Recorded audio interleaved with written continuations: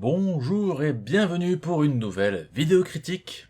Cette fois-ci, Shingeki no Kyojin, épisode 53. Ouais, et on attaque le tome 20, il me semble, avec encore une fois 2 chapitres adaptés du manga, donc un rythme plutôt normal. Alors cette vidéo sera assez spéciale parce qu'on va revenir vite fait sur l'épisode, mais on va surtout revenir très précisément sur ce qui se passe en ce moment sur internet. Il y a des rumeurs comme quoi Wit Studio arrêterait l'anime Shingeki no Kyojin, mais pour l'instant on va développer l'épisode et on verra ça à la fin. Bon, on avait quitté un Bertholdt qui s'était transformé en titan colossal, magnifique titan colossal en 3D d'ailleurs.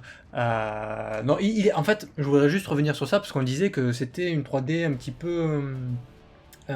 peu voilà, gênante et tout ça.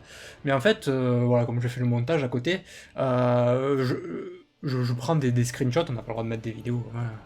Sinon on a des chances de se faire striker ou quoi que ce soit sur YouTube. Mais le fait est que voilà, en mettant des screenshots, en fait ça passe plutôt bien, le Titan en 3D, donc... Après, c'est que les plans de loin, et quand on voit les gros plans sur sa tête, il est en 2D. Il est en 2D, même les plans où on voit sa main qui chope par exemple des cailloux, etc.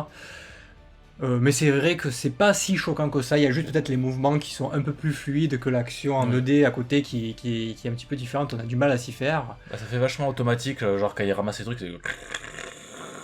C'est un tractopelle ça. Ouais, voilà.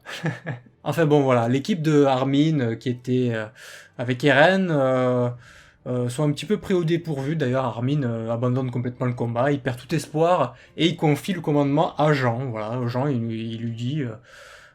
du coup, il prend le commandement et il dit on va aller du côté de la rivière, se réfugier pour l'instant, et après, il faudra bien qu'on l'affronte au bout d'un moment. Et là, on voit enfin le côté de Rivai. Donc, du côté de Rivai, il y a le titan bestial qui envoie juste des petits titans, les occuper, etc.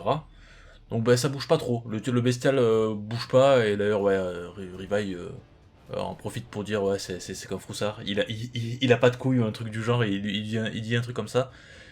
Mais tout d'un coup, ben, de manière inattendue, on voit des projectiles arriver. Cette scène, elle est super bien faite d'ailleurs. On voit des projectiles, bon, c'est en 3D, mais ça arrive avec un effet de slow motion et tout. Et là, on voit Rivai qui est choqué, qui remarque direct les projectiles. Et du coup, ben, en fait, c'est le bestial qui a décidé, enfin, vu que tout le monde en fait s'est rassemblé, il a décidé de se les faire d'un coup avec de la caillasse, et il les lance comme un baseballeur. Donc voilà, en fait, il est lapide, mais comme c'est un titan, c'est pas des petits cailloux qui le lancent, c'est des gros rochers, ça fait des dégâts énormes. Bon, ensuite, ça revient sur le côté d'Eren. Eren qui va décider d'occuper un petit peu Bertholdt, plutôt de l'affronter. Et il s'en prend à la jambe parce qu'il n'a pas le choix. Le titan colossal fait 10 fois sa taille à Eren, même transformé en titan. Voilà, donc il se prend à sa jambe, et il arrive à le retenir un petit peu. Et puis en fait, le titan colossal lui met un shoot. Il l'envoie valser à l'autre bout de la ville. Et justement, là où est Erwin et Rivai. Alors la manœuvre n'avait pas pour but vraiment de l'attaquer, c'était vraiment pour le retenir ou attirer son attention, parce que ben il fallait tester les nouvelles armes, donc les lances foudroyantes. Mikasa qui arrive à s'élancer derrière Bertholdt, qui lance deux lances, mais la vague de chaleur repousse les lances et elles explosent derrière elle. Du coup ça la blesse un petit peu, mais voilà, donc impossible de l'approcher, la vague de chaleur est un bouclier invincible. Et encore une fois, on re-switch sur le côté de Rivai. Le titan bestial est toujours en train de lancer des cailloux, tout le monde est en train de paniquer. Tout le monde est en train de mourir surtout. Et à petit feu, et puis... Mais il reste que les nouvelles recrues, Rivai et Erwin. Erwin, en fait, il a un plan, mais c'est un plan vraiment de dernier recours. C'est-à-dire qu'il décidera d'envoyer tout ce qui reste, c'est-à-dire les nouvelles recrues, à l'assaut en tant qu'appât, pendant que Rivai fait tout le tour et attaque les titans par derrière, parce qu'en fait les titans sont en ligne, et donc il va se les faire un par un pour accéder au titan bestial. Voilà. Voilà, les titans qui sont en ligne, en fait, c'est pour boucher une échappée, quoi. Et donc évidemment, c'est un plan qui plaît pas à tout le monde, mais ils ont pas le choix parce que de toute façon, c'est soit mourir par les cailloux ou soit tenter un dernier truc pour que le plan réussisse. Parce que voilà, Erwin, son but, c'était de découvrir la cachette secrète de Eren, Donc il sait très bien que lui il va y passer quoi qu'il arrive. La seule chance d'y arriver c'est Rivaille, et donc il privilégie la victoire plutôt que Voilà. que son envie vraiment de lui, parce que lui il avait vraiment envie de découvrir ce truc. Voilà, malgré son souhait très égoïste, hein, on l'avait vu dans les derniers épisodes, du coup, qu'il voulait découvrir cette cachette.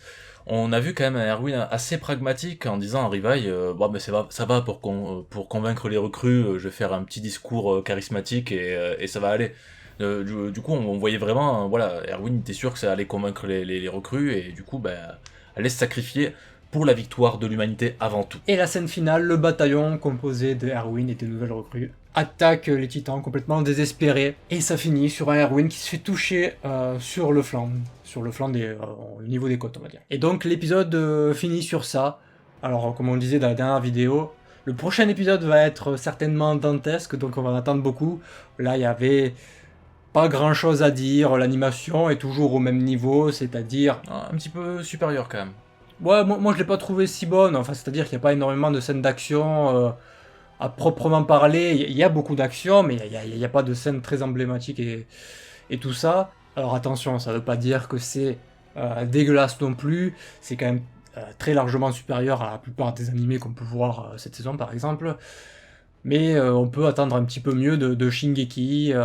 On rappelle quand même que c'est la série qui rapporte certainement le plus d'argent. Enfin, j'imagine. En tout cas, c'est la plus populaire au monde à l'heure actuelle, avec Dragon Ball Super et One Piece peut-être. Je sais pas. Il y a certainement d'autres séries que j'ai oubliées, mais voilà, Shingeki no Kyojin, c'est quand même un carton absolument phénoménal. Ça a propulsé Wii Studio, qui était un tout nouveau studio, sur le haut de la scène. Et voilà, on était en droit plus ou moins d'attendre un petit peu mieux, surtout quand on avait mieux sur les précédentes saisons. Et donc ça permettra peut-être d'enchaîner sur vraiment le sujet principal de cette vidéo en fait. Est-ce que c'est la fin de Shingeki no Kyojin par Wit Studio?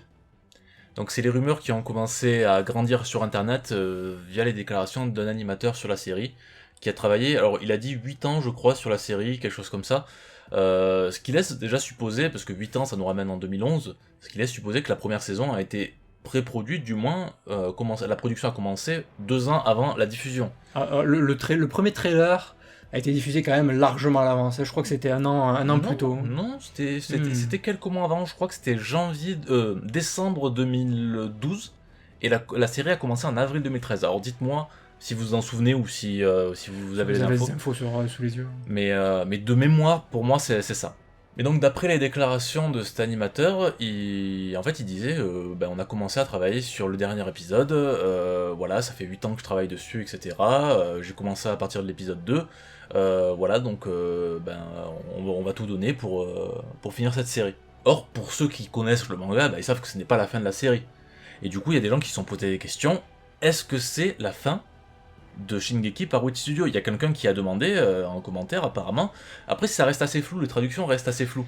C'est ça, c'est surtout souvent un problème de traduction. Ouais. Il peut entendre la fin de la série comme la fin du projet qui est en cours. Et après le projet peut être renouvelé par la suite, on sait pas. Voilà, donc ça se trouve c'est lui qui quitte le projet, c'est uniquement lui personnellement, ou si ça se trouve c'est juste que Wit Studio n'a pas de projet actuellement pour une saison 4. Ouais. Et ils produiront une saison peut-être dans 1 ou 2 ans. Enfin, comme on vous l'a dit, la saison 1 par exemple a été produite 2 ans avant. Et regardez l'écart qu'il y a eu entre la saison 1 et la saison 2. Il y a eu 4 ans. À savoir que là, il nous dit qu'il commence le travail sur le dernier épisode. Ça veut dire que là, on est à même pas 2 mois de la fin de la série, et il commence le travail sur le dernier épisode. C'est quand même assez short, quand on sait que la première saison, 2 ans auparavant, était déjà en production. Mais donc, comme on voit que ce dernier épisode est en production que maintenant, il y a de fortes chances que la production en fait a du retard, et ils ont vraiment des galères, en tout cas pour produire. Alors juste avant de finir cette vidéo, j'aimerais quand même donner mon avis sur cette fin possible de Shingeki en animé, du moins par Wit Studio. Déjà, dites-le nous dans les commentaires ce que vous en pensez, hein, si vous pensez que c'est vrai, que c'est pas vrai. On vous mettra peut-être les liens des documents qui sont concernés, qui nous dévoilent ces informations aussi. Donc moi je suis un petit peu dubitatif aussi évidemment, mais je pense que ça serait pas si illogique au final, parce que quand on connaît le manga, on sait qu'il y a je vais pas spoiler, vous inquiétez pas. Il y a une transition en fait. À la fin de cet animé, il y aura une transition. Et puis la suite du manga, voilà, ça sera en fait. On peut considérer ça comme une première partie et une deuxième partie. Ouais, mais je suis d'accord avec toi, mais le truc c'est que ça change pas. C'est ce que je veux dire, c'est que Shingeki par Wit Studio, ça a une patte, et au niveau Oui, de, oui, et bien au sûr. niveau de l'action, etc., ça reste la même chose.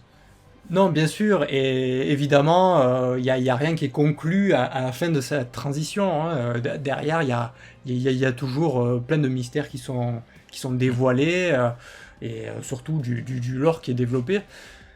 Mais je trouve que si ça doit s'arrêter, c'est vraiment le bon moment parce qu'il y a justement cette transition et même une fin possible d'un animé, c'est-à-dire sans suite, pourrait bien se finir comme ça en fait. Ouais. Ça serait pas si illogique en fait de l'envisager, même s'il y aurait un petit goût amer, tu vois.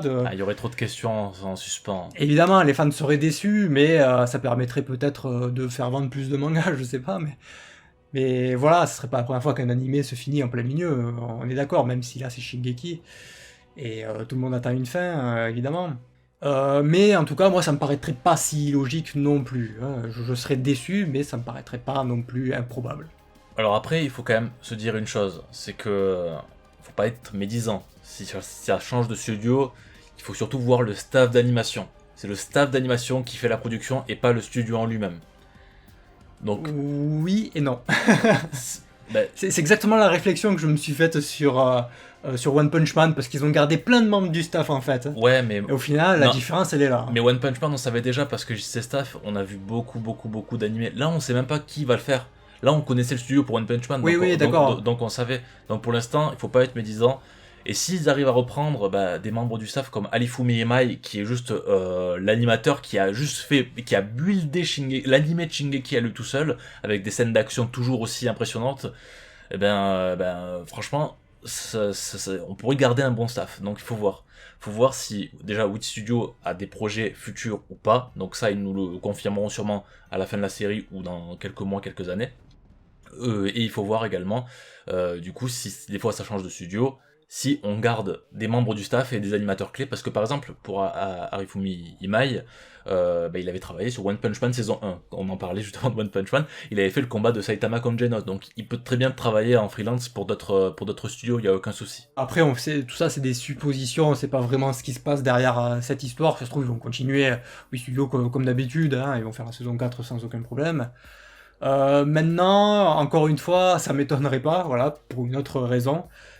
C'est qu'on sait qu'il y a énormément de problèmes de production et des plaintes qui commencent à remonter un petit peu au Japon en ce qui concerne le domaine de l'animation, surtout au niveau des animateurs en fait, qui commencent de plus en plus à se plaindre des conditions absolument horribles. Alors ça fait des années qu'on le sait, mais voilà, c'était resté sous silence. Voilà, des gens qui sont payés au lance-pierre et qui travaillent des journées entières. Bah ouais, mais ils font des nuits blanches sur nuit blanche. Il y avait un animateur qui a fait un témoignage, 300 heures de travail en un mois.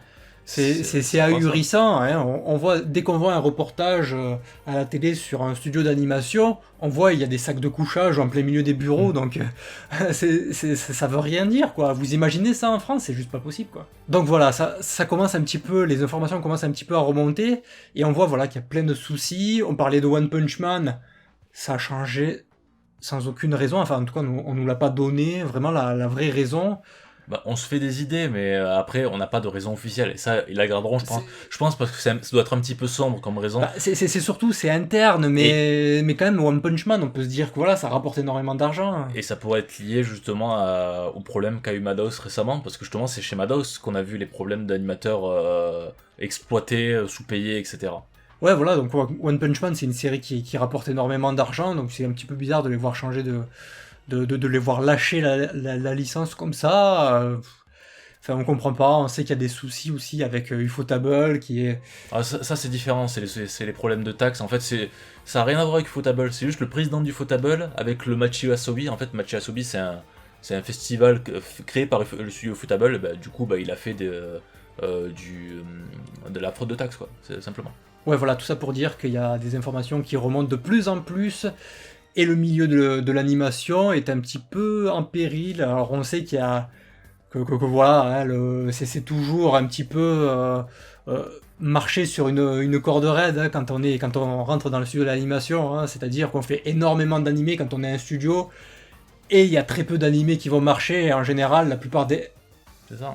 Plus de 50% des animés qu'on va produire vont être produits à perte en fait. C'est ça. Et c'est les séries qui vont marcher, qui vont maintenir on va dire, qui vont faire les rentrées d'argent grâce aux produits dérivés et tout ça. Hein. En tout cas, on va essayer d'apprécier la série Shingeki no Kyojin comme il se doit. Le prochain épisode, on en attend beaucoup. Ouais, donc d'après tous les leaks, etc., normalement, il Ouais. y a tous les gros animateurs, normalement, on sait ce qui se passe déjà dans le manga, donc normalement, c'est gros passage de ouf, etc. Donc là, on l'attend de ouf, voilà. L'épisode 54, ça va être ouf, et là, on a vraiment très très hâte. Sur ce, merci à tous d'avoir regardé. N'hésitez pas à commenter, partager vos avis sur l'épisode. Mettez, oui, les pouces en l'air. Donnez votre avis aussi sur l'animation en général, ce que vous en pensez, si vous avez diverses informations pour compléter notre propos, ou si vous voulez tout simplement dire le contraire. Non, en fait, l'animation se porte bien, voilà, vous dites de la merde. Pourquoi pas, après tout, on est là pour débattre. Mais voilà, mettez les pouces en l'air, abonnez-vous, la cloche et tout ça, et puis on se dit à bientôt pour une nouvelle vidéo. À bientôt. Bye bye.